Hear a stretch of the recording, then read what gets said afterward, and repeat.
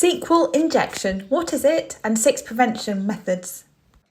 SQL injection is a server-side vulnerability that targets an application's database. The reason that the database is often the target for attack is because it contains typically interesting or critical data. For example, it might contain all of your customer names, all of their passwords, where they live, products they've purchased from you, that sort of thing.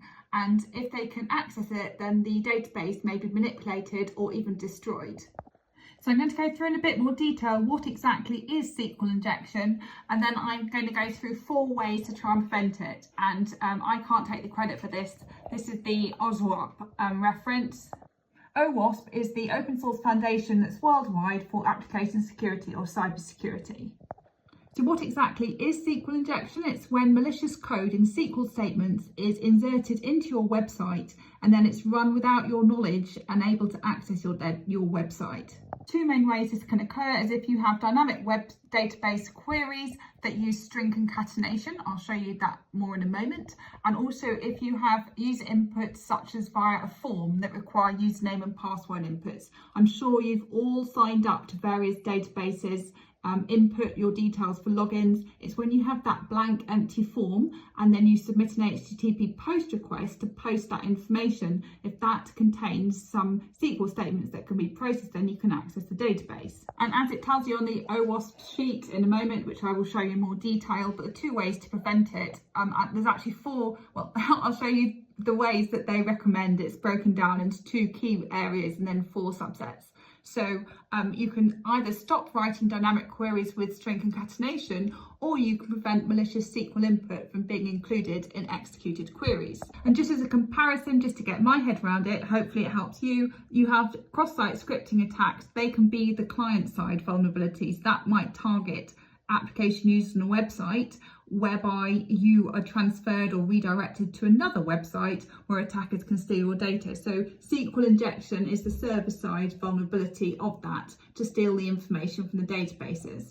So OWASP do these incredibly awesome cheat sheets. So this is the SQL injection one, and it explains here what I've just shown to you about the 2 main ways to prevent SQL injection. And it also goes on to give you an example of a typical SQL injection vulnerability. The customer name parameter is simply appended to the query, so an attacker can enter SQL code into that query and the application would take the attacker's code and execute it on the database. So they recommend 4 primary defences plus 2 additional offences. So I'm going to go through them top line with you now. Firstly is to use prepared statements with parameterized queries, or otherwise known as variable bindings. This means that initially all SQL code is defined and only afterwards each parameter is passed into the query. That means regardless of user input, the database will distinguish between code and data, so that even if SQL commands are inserted, they're not going to be able to change the query intent.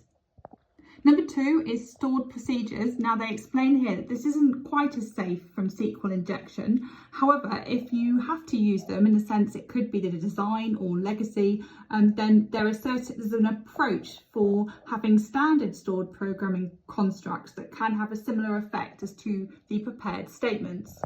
As it explains here, the safest approach to using them requires building SQL statements with parameters that are automatically parameterized. Number 3, this is regarding if you sometimes have SQL queries that can't use bind variables, such as the names of tables or columns, as well as the sort order indicator ascending or descending.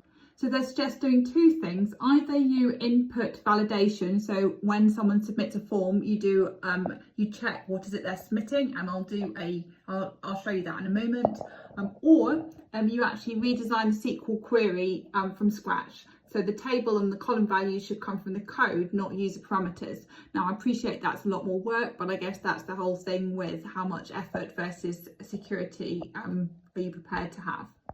And defence number 4 isn't actually a defence, because it's telling you to strongly discouraged is escaping all user supplied input. So in this approach, a developer will escape all user input before putting it in a query. It's very database specific in its implementation, and this methodology is fragile compared to other defences, and they can't guarantee or prevent all SQL injections in all situations. Right, so there are 2 additional defences that they suggest in addition to the primary defences that I've just gone through, and these you might be more familiar with or more able to relate to. Firstly is user access or least privilege. So have the minimum amount of privileges or access rights for everyone. So minimise privileges assigned to every database account in your environment. Start from the bottom up and determine what is actually required. Read-only, if they only need read-only access, only give them read-only access. And it also explains here, do not assign DBA or admin type access to application accounts. Whilst it might be easy to do, it can be very dangerous. It also explains to not run the database management system as root or system, and change the DBM, the database management system operating system account plus restrict privileges. And if you use SQL, then you might be aware that they have what's called SQL views, and that means it's a combination of lots of tables together that is purely for a view, like a read only. So have more of those, which means that people can still read access, but means that they're not actually accessing the database. So last but not least is user form input validation. So you detect unauthorized input before passing it to the SQL query. However, proceed with caution because validated data is not necessarily safe to insert into SQL queries via string building. Now, form input validation checking is a whole another vast area, so that'll be another video, but I will link the cheat sheet here. It goes through as to how you could try and validate the data before it actually passes to your SQL server.